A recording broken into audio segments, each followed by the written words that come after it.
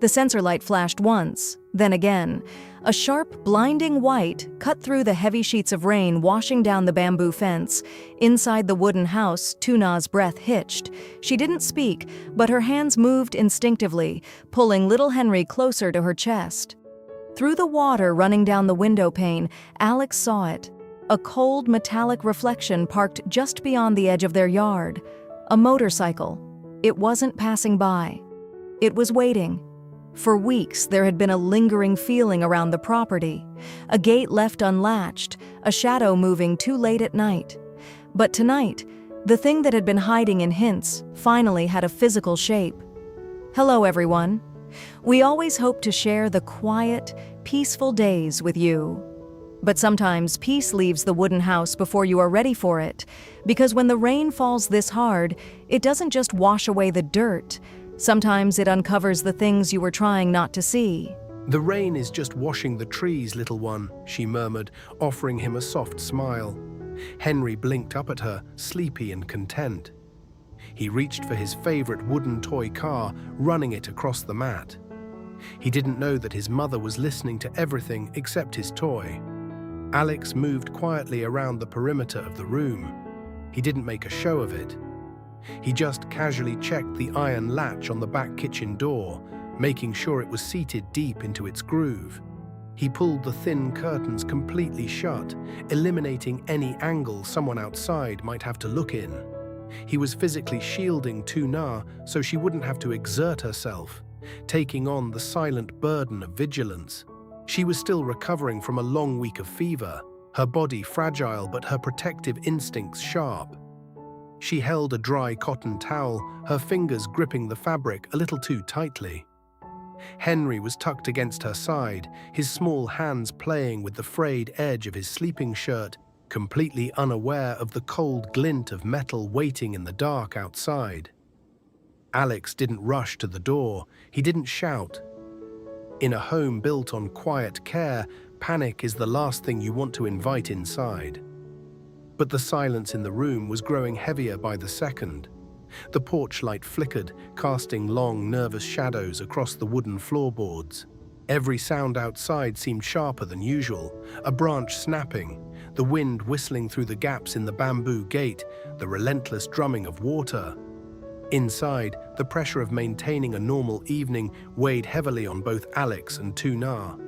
When the world outside feels unsafe, the most important job a parent has is to keep the inside feeling completely ordinary.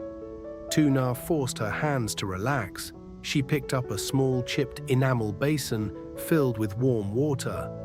Despite the exhaustion sitting deep in her eyes, she kept her voice light and steady. She dipped the corner of the towel into the water, wrung it out carefully, and began to wipe Henry's small, innocent face. Have you ever noticed how thick the air gets when two people are trying to hide their worry from a child? They don't need to speak. The tension lives in the way a cup is placed on a table, or how a glance lingers too long toward a locked door. Tu Na set the basin down. She smoothed Henry's hair, beginning to tell him a familiar story about a brave little buffalo, her voice a fragile rhythm against the storm. But Alex noticed her hands. She was rubbing her thumb over her knuckles, a nervous habit she only showed when her mind was racing. Building a life together means more than just repairing a roof or planting a garden. It means knowing how to carry the heavy things so your family doesn't have to. Tonight, the heaviest thing in the house was the knowledge that someone was out there, sitting in the rain, watching their lights. Alex stood by the wall, letting the shadows hide his own concern. He needed Tu Na to rest. He needed Henry to sleep. But outside, the sensor light flared to life again. The white glare of the sensor light cut sharply through the cracks in the wooden window frame, throwing long, unnatural lines across the floorboards.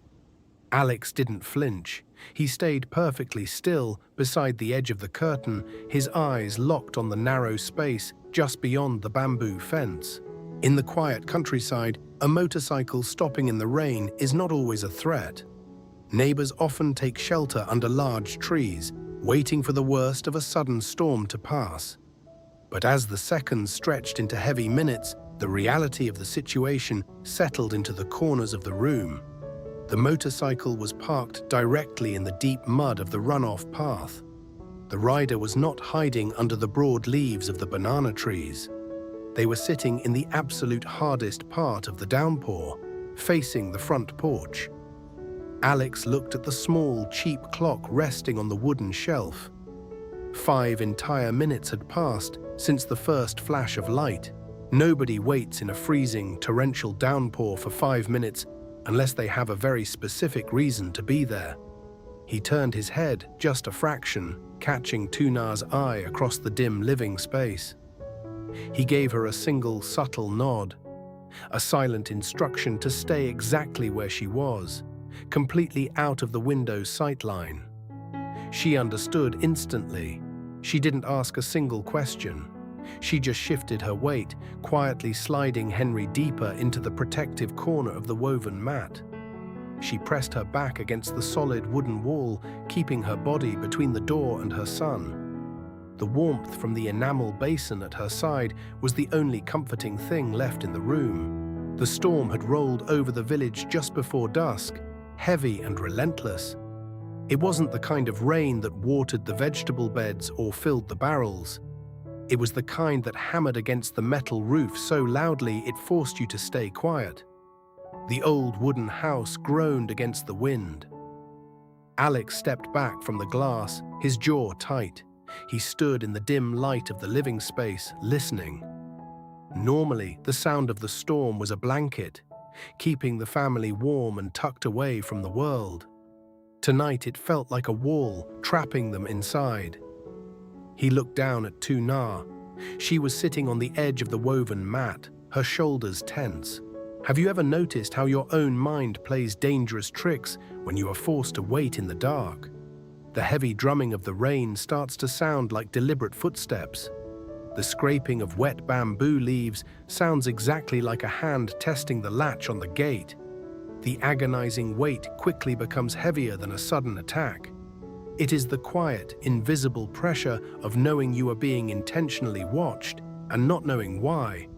But that was not the part that made the air in the room go completely still.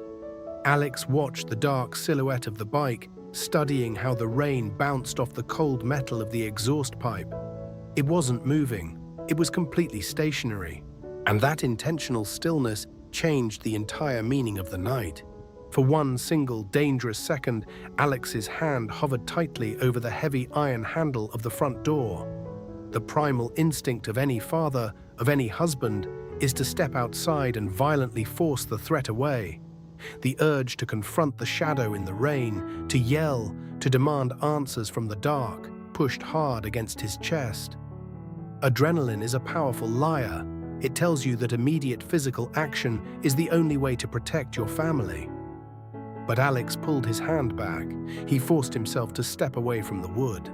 He began to carefully collect the specific details that the storm was trying to hide. He noticed the angle of the motorcycle's front tire. It was turned outward, pointing sharply toward the old dirt road, leaving a clear, immediate exit path. The engine was off, meaning the rider was actively relying on the loud sound of the rain to cover their approach if they decided to move closer. Alex realized that the severe weather was not just a danger. It was an environment he could practically read. The torrential rain meant that visibility was terrible, creating huge, dangerous blind spots in the yard. But it also meant the soft soil near the fence line was rapidly turning into thick, heavy mud. The rushing water running down the slope would easily wash away light, shallow footprints, but the heavy, concentrated weight of a motorcycle tire would leave a permanent scar deep in the earth. He memorized the timing of the sensor light. He mentally mapped out the exact distance between the waiting bike and the steps of the front porch. He calculated exactly how long it would take someone to cross the muddy yard in the absolute dark. He was protecting his family, not with his fists, but with his patience. True safety is a quiet, exhausting discipline. It is the agonizing choice to stay perfectly calm, to gather the pieces of the puzzle, and to wait out the storm inside a locked room. This is where the true foundation of home safety begins. It does not start with blind confrontation, it starts with a deeply calculated response. Many families make a very common practical mistake when they feel threatened at night. They immediately turn on all the inside lights and rush to the glass, illuminating themselves while the outside world remains completely hidden in the dark. Alex did the exact opposite. He kept the living space dim. He did not open the door. Rushing out into a heavy storm means giving up your only real advantage: the physical barrier of the locked house and the element of surprise. Instead of using his hands, Alex went to work with his eyes. Behind him, the silence stretched painfully thin. Alex stood like a statue in the shadows, absorbing every detail, carrying the heavy burden of the night so that his family wouldn't have to. The storm outside raged on, but inside the dim wooden house, the heaviest impact was entirely silent. Alex kept his vigil by the window, his eyes fixed on the dark, muddy yard, but his attention was suddenly pulled back into the room by a small, innocent voice. "Mama, why does the bright light keep turning on?" Henry asked. He had stopped playing with his wooden car, his small brow furrowed as he looked toward the window. Tuna didn't hesitate. She immediately offered him a warm, reassuring smile, her voice perfectly steady. "It's just the wind playing with the sensor, little one. The house is keeping us dry." But Alex saw what Henry could not. He saw the way Tuna's knuckles had turned completely white as she gripped the damp cotton towel. He saw the sheer exhaustion in her shoulders, the silent terror she was swallowing whole just to keep their son feeling secure. This is the hidden cost of a threatened home. Even when the heavy iron latch is secured, even when a father stands guard in the absolute dark, fear still finds a way to seep through the floorboards. The emotional labor of parenthood is fought in these silent, agonizing moments at the edge of a sleeping mat.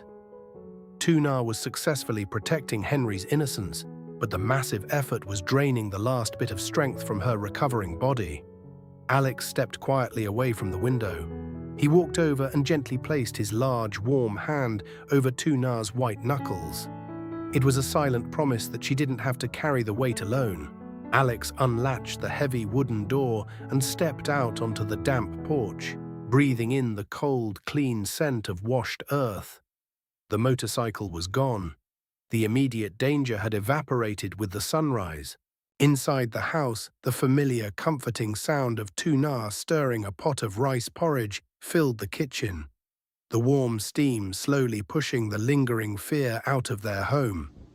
Life was returning to its fragile, beautiful rhythm. He squatted down, tracing the heavy tread pattern with his rough fingers. The tracks did not just fade aimlessly into the main road. They pointed directly down the narrow dirt path, leading straight toward the abandoned storage space, a dilapidated structure once used by a former business contact they thought they had left far behind. They had successfully protected their peace through the dark hours. By the time the soft gray morning light finally broke through the clouds, the violent drumming on the metal roof had faded to a gentle, steady drip. The bamboo gate stood perfectly still. The yard was quiet. But as Alex walked down the slope to the edge of the fence, the night's reality remained clearly written in the wet soil. Deep, deliberate tire marks had severely scarred the thick mud, carving a permanent path out of their yard. But true safety requires more than just waiting out the rain. To build a secure, lasting future for Henry, they would eventually have to follow the tracks of their past. The wooden house was filled with warmth once again, but the mystery outside remained unsolved. Some storms leave the sky only to wait for you at the end of the road.